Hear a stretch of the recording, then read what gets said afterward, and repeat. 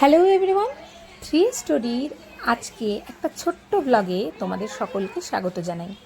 তোমরা আগের 3টে এপিসোড ধরে কিন্তু বকখালি সিরিজ দেখছো। আমরা বকখালিতে কত কম সময়ের প্ল্যানে বকখালি রাত্রি করে পৌঁছিয়ে পরের দিন বকখালি চারপাশ কীভাবে ঘুরলাম বা আমরা কোথায় ছিলাম তার কিন্তু ভিডিও অলরেডি আমি এই চ্যানেলে শেয়ার করে দিয়েছি।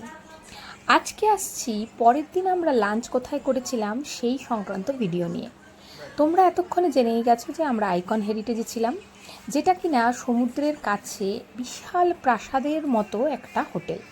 কিন্তু তা সত্ত্বেও আমরা কিন্তু লাঞ্চের জন্য একটু বেরিয়ে এলাম, কারণ রাত্রিবেলার ডিনার আমরা অলরেডি ওখানে করেছি, পরের দিনের ব্রেকফাস্টও ওখানে করেছি, তাই লাঞ্চটা বাইরে টেস্ট করব এটাই ডিসিশন নিয়েছিলাম।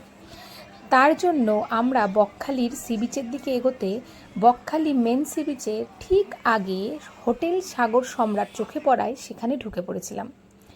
এদের এখানের খাবার কোয়ালিটি যথেষ্ট ভালো এবং পরিমাণও যথেষ্ট ভালো, কিন্তু সব থেকে ভালো যেটা মনে রাখার বিষয় এদের আতিথেয়তা।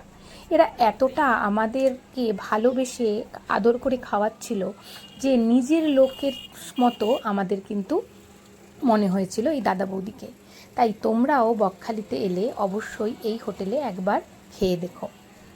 আমি কিন্তু এই সাগর সম্রাট হোটেলকে অবশ্যই রেকমেন্ড করছি। কেমন লাগলো আমাদের বকখালি সিরিজের এই পরপর ভিডিওগুলো কমেন্ট করে জানিও।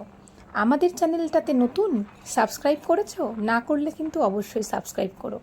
আর এই ভিডিওটা ভালো লাগলে একটা লাইক করো।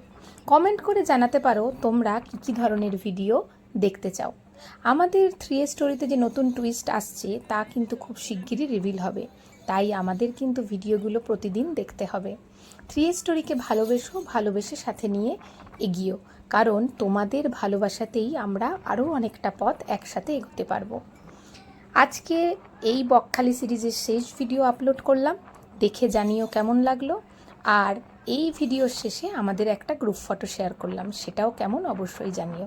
ভালো থেকো সবাই, খুব শিগগিরই নতুন ব্লগে দেখা হবে।